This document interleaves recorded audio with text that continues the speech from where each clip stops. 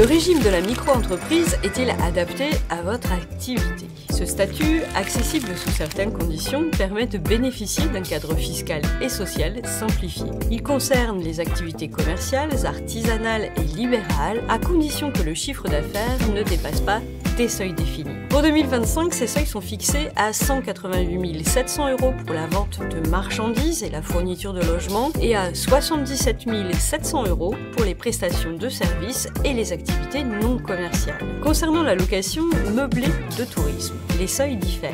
77 700 € pour les locations classées et 15 000 € pour les locations non classées. En cas de dépassement sur 2 années consécutives, l'entrepreneur perd le bénéfice de ce régime. Le régime micro-entreprise se distingue par des obligations comptables réduites sans nécessité de tenir une comptabilité complète. Une simple tenue d'un registre des recettes et des achats suffit. L'imposition repose sur le chiffre d'affaires déclaré avec un abattement forfaitaire qui couvre les charges.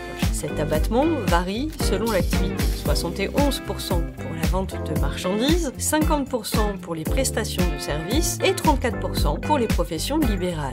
Ainsi, seul le revenu net restant est soumis à l'impôt sur le revenu. Par ailleurs, les micro-entrepreneurs peuvent opter pour le prélèvement libératoire, qui leur permet de régler l'impôt en même temps que les cotisations sociales, sous réserve de respecter un seuil de revenu fiscal de référence. Le régime microsocial, quant à lui, fixe des cotisations calculées en pourcentage du chiffre d'affaires encaissé. Ces taux varient selon l'activité exercée. 12,3% pour les activités commerciales, 21,2% pour les prestations de services et 24,6% pour les professions libérales. Une exonération partielle de cotisation, appelée ACRE, est disponible en début d'activité pour alléger les charges sociales durant la première année. En cas de chiffre d'affaires nul, aucune cotisation sociale n'est due, mais l'entrepreneur doit tout de même déclarer ses revenus, même s'ils sont inexistants. Certaines activités sont exclues de ce régime, notamment les professions de santé, les activités juridiques et judiciaires, ainsi que la location d'immeubles nus. En revanche, la location meublée, sous certaines conditions, peut bénéficier de ce statut. De plus, l'entrepreneur ne peut avoir qu'une seule micro-entreprise,